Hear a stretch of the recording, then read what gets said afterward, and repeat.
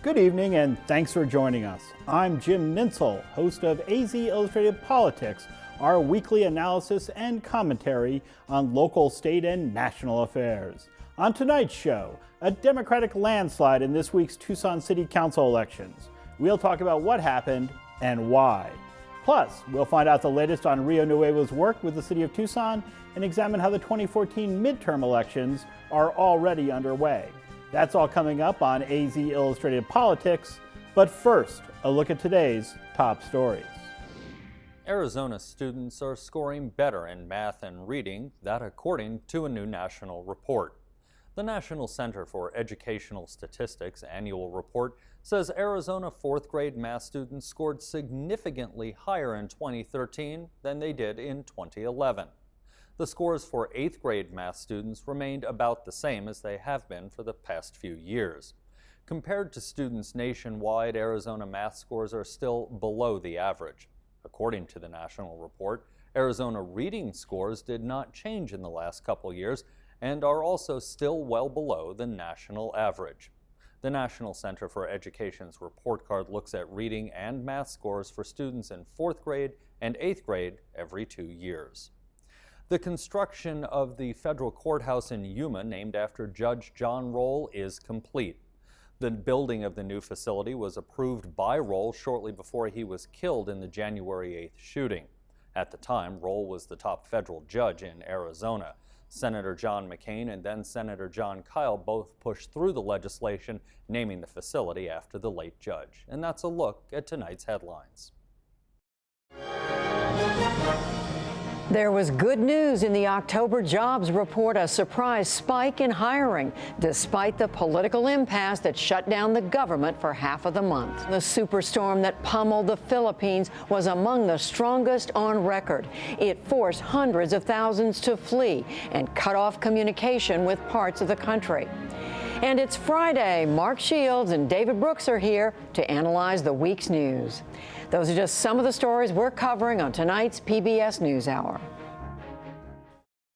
Tonight, Arizona Week reflects on veterans issues in Arizona and previews a new World War II memorial. One plate each for the 2,000 Arizonans who were killed in World War II in all the different branches. That has really given a very personal aspect and really become the focus of the whole monument. The gun barrels are nice, but honoring the men and women from Arizona that died in World War II has kind of become the focus now. That's tonight at 8:30 on PBS 6.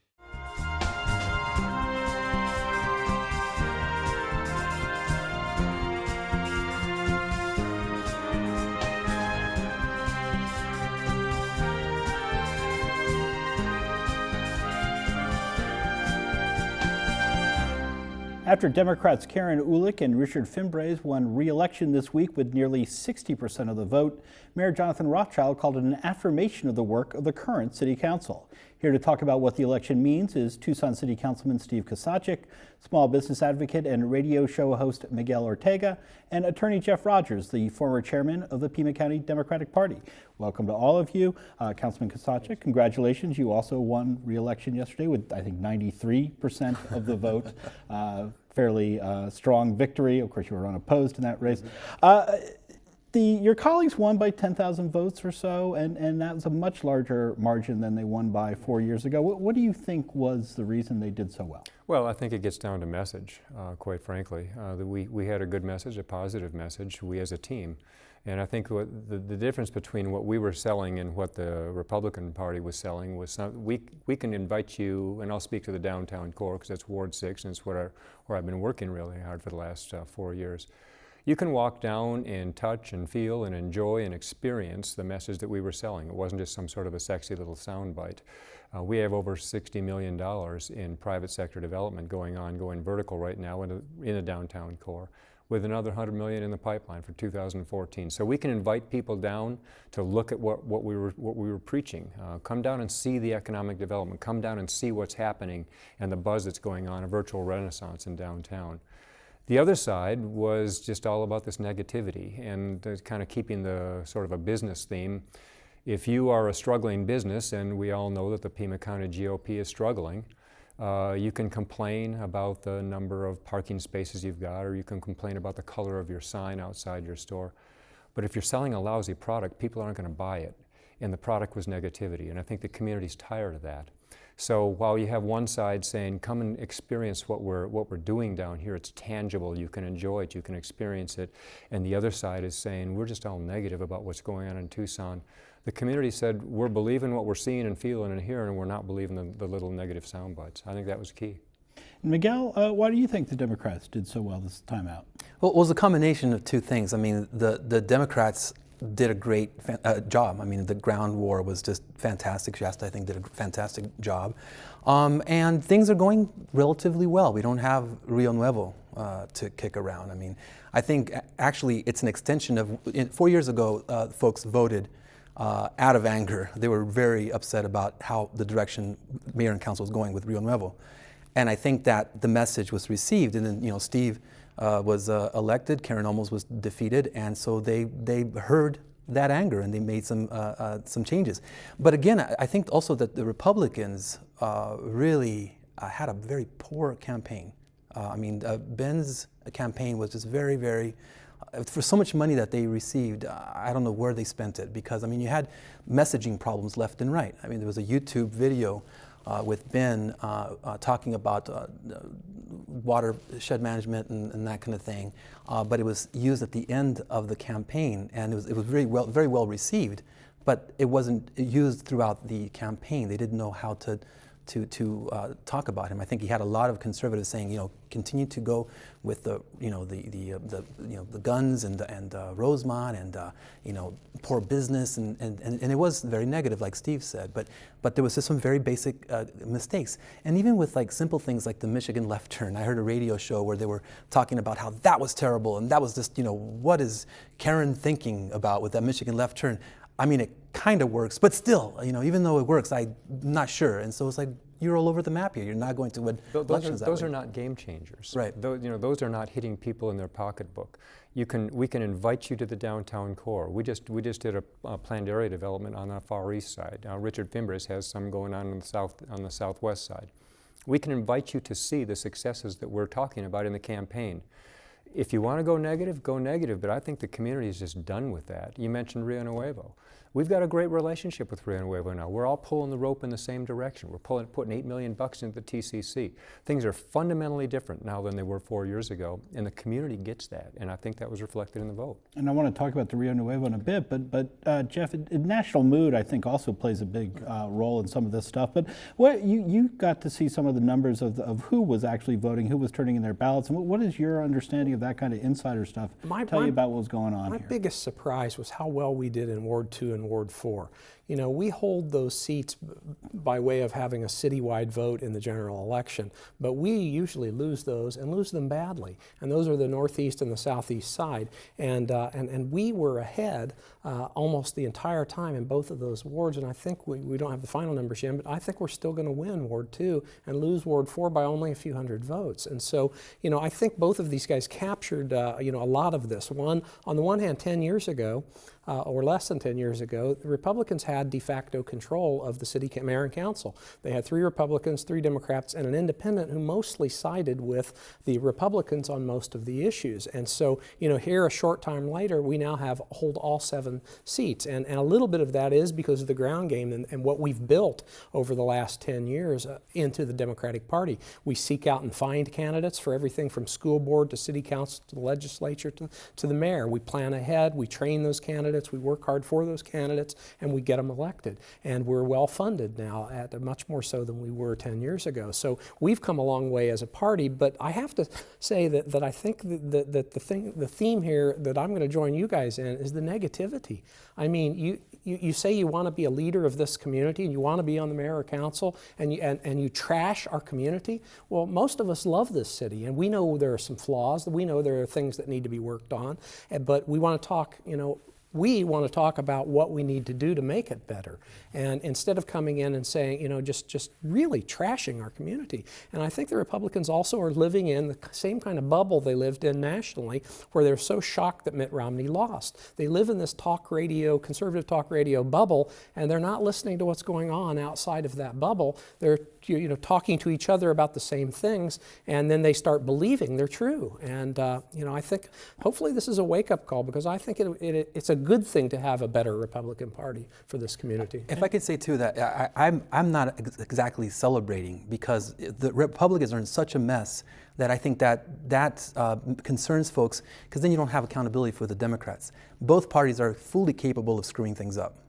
2 election cycles back, we had garbage pickup and we had Rio Nuevo. The Democrats did not do the greatest job. And you have right now Brian Flagg, who is the champion of the poor. He's a very influential guy in his own realm, who is messaging the same way the Republicans are, poorly though, on the fact that we're still the 6th, 8th poorest community. And so while we have wonderful things happening downtown, we have great things happening, there's no denying that, we still have a lot of major problems. So what are the Democrats going to do? Are they going to take this mandate seriously and do great things?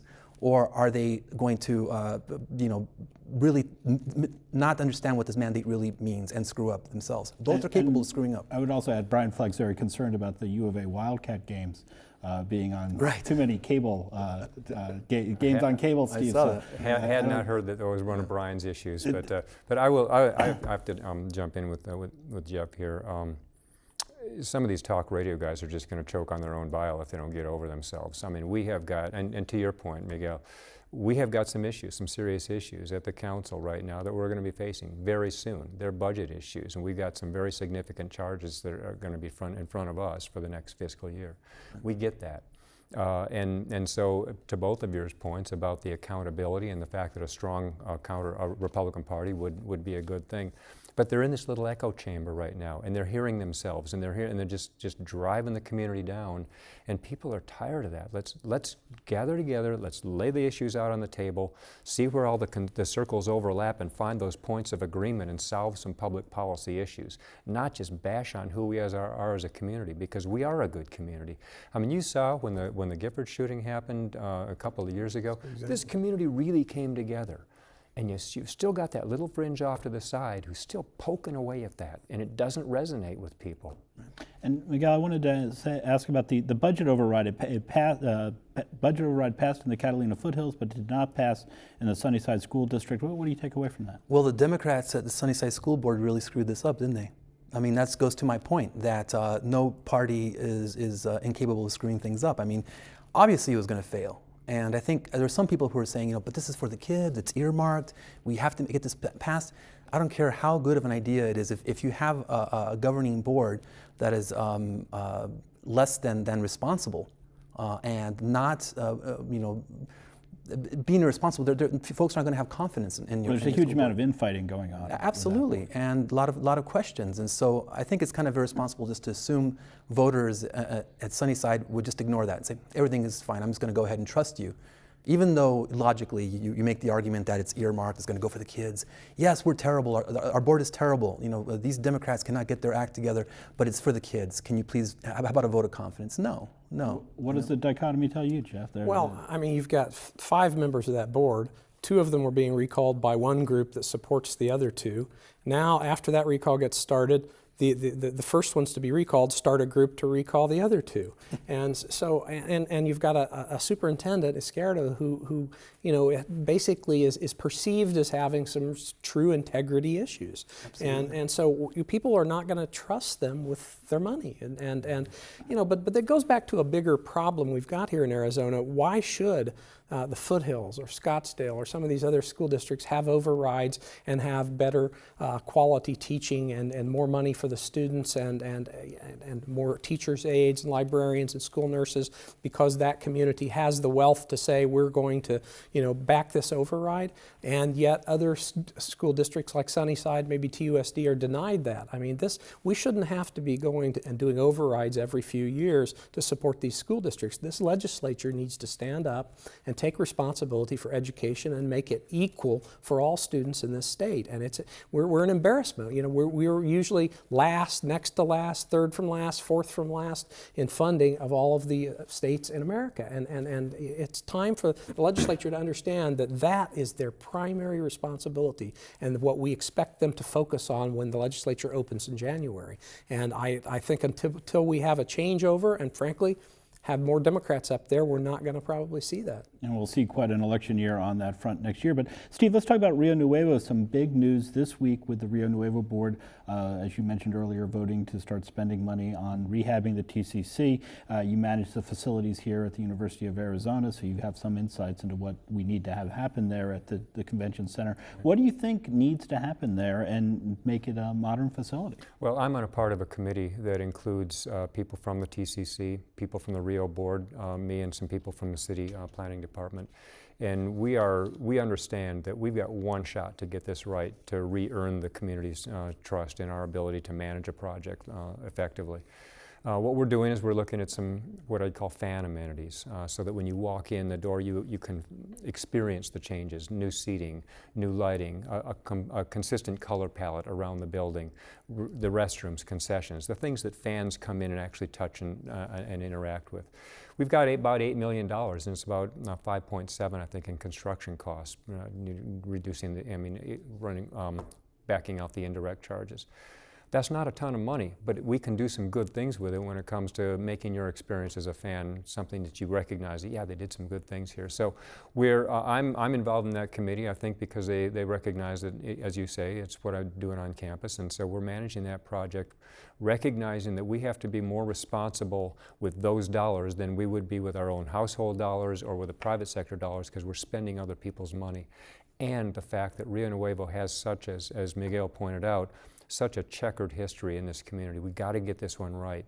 We've got a good team together right now. We're all working in the same direction. We just pulled Concord Construction on as the CM at risk, and we're gonna show this community that the relationship between the city of Tucson and Rio Nuevo is on a good plane now, and the TIF money, the tax dollars that are going into the district, are going to be spent effectively.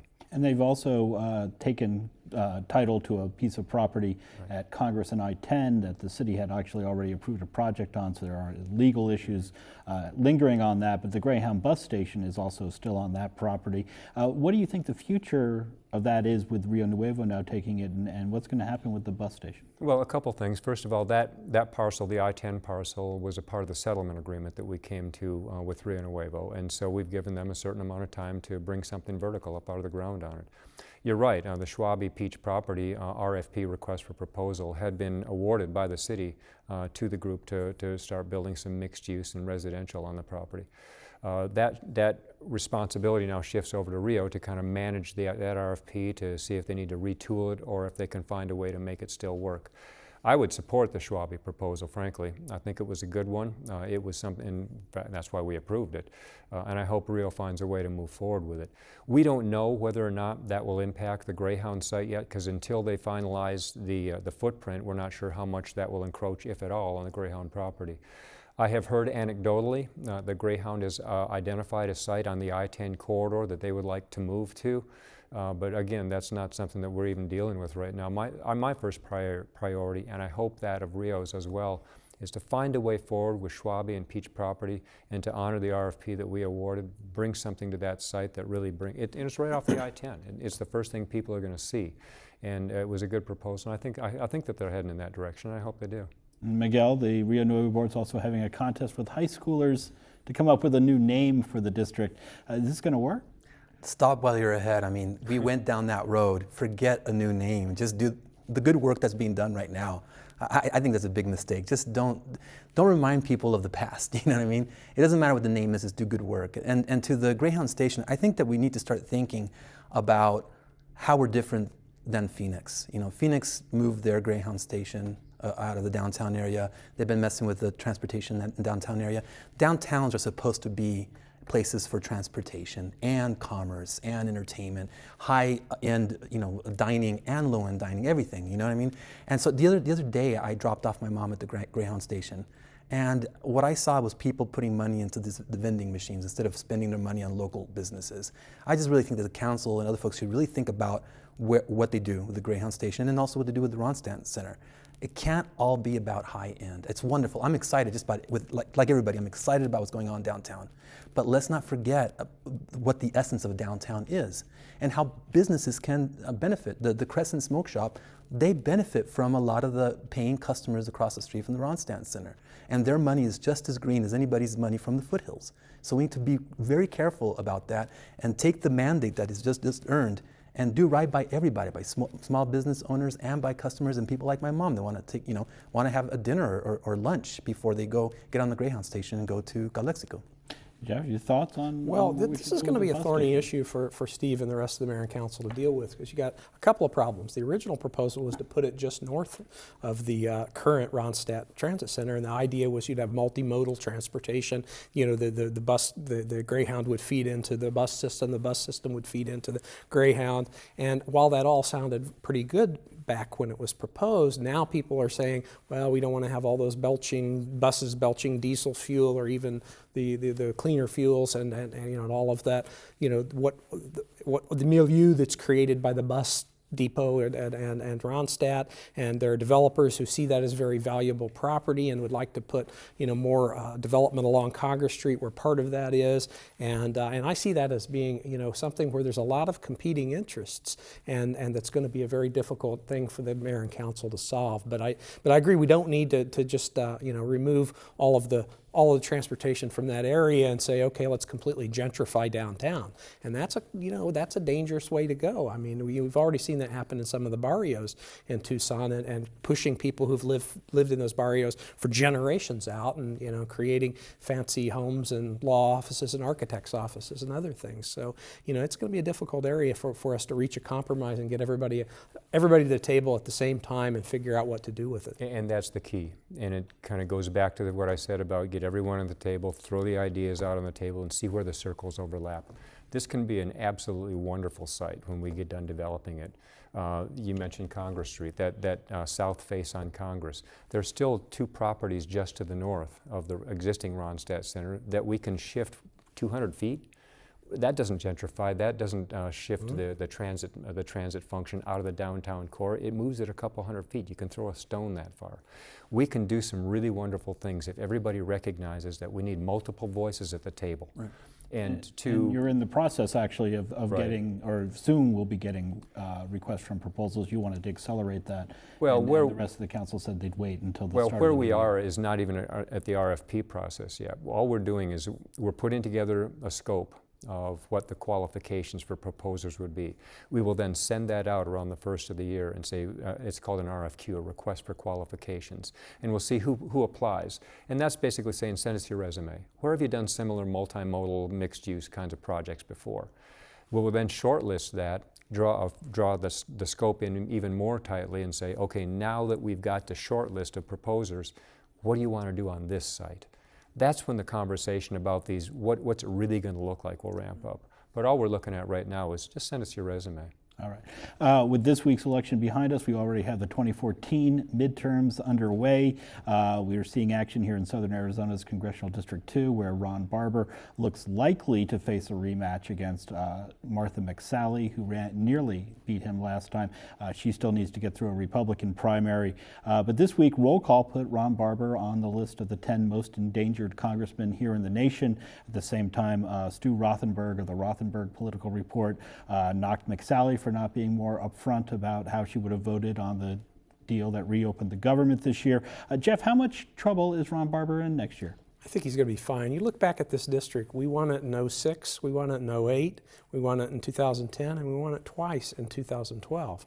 So, that's a pretty good track record for the Democrats in that district. Ron is the kind of guy who has looked at his district very carefully. He's worked very hard to protect Medicare, to protect Social Security, to protect veterans benefits, and he's very cognizant of border security issues. All of these things resonate within that district. It's a very close call, but I think he's going to be just fine. Part of the problem is McSally wants to be everything to everybody, but nothing to anybody. I mean, she said she won't answer any questions about anything. That's what Stu Rothenberg said. He said he put the question to her half a dozen times of what would you have done during the government shutdown. Would you have voted bring it back, to shut it down? Would you have voted for the compromise package that reopened the government? And she refused to answer, and refused and refused and refused. I don't think she has the kind of courage and commitment to be a leader, to be a statesman, a statesperson. I mean, she's shown us before that in a Republican primary, she will go as far to the right as possible, and then she will deny that she ever said those things or believed those things. And I think she's somebody that, frankly, I don't think the voters can trust her. She will be anything you want her to be if you want to vote for her, and once you do vote for her, who knows what she'll be. And Miguel, you've been critical of some of Ron Barber's votes. I have. I think his first vote was problematic with the Democratic Party regarding the border environment.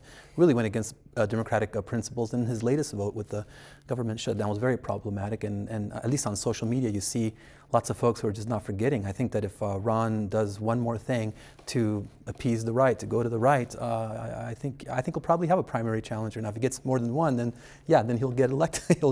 he'll be fine, you know. But I don't know. I think that the Democrats definitely will have a debate on Ron's genuine embracement of democratic values. Steve, you've supported Ron Barber even when you were a Republican. You crossed party lines to support him, and now as a Democrat, you've supported.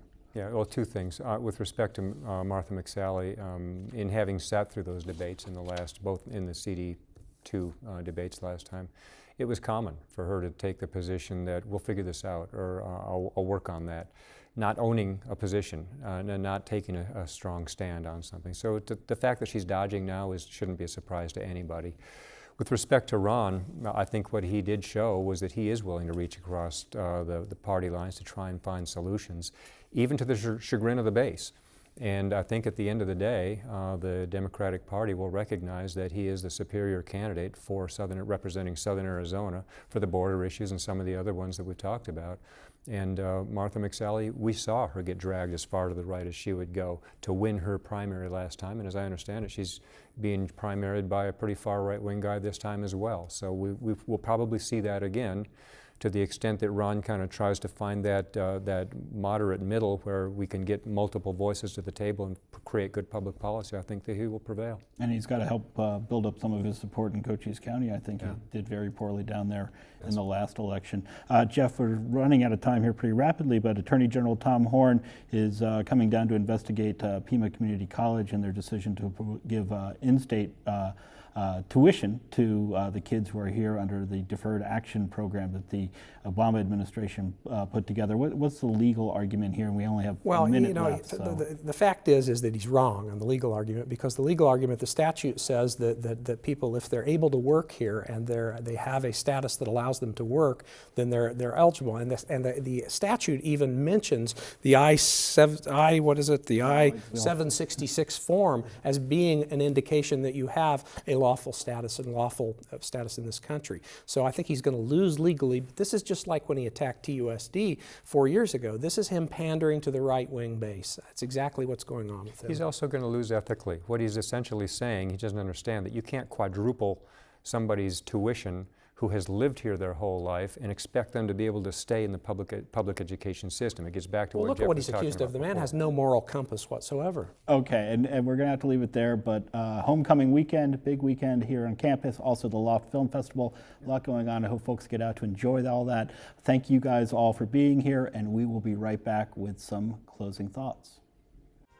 That's our show for today, but you can learn more about politics by visiting azpm.org or by following us on Facebook and Twitter. I'm Jim Nintzel. Thanks for watching another edition of AZ Illustrated Politics.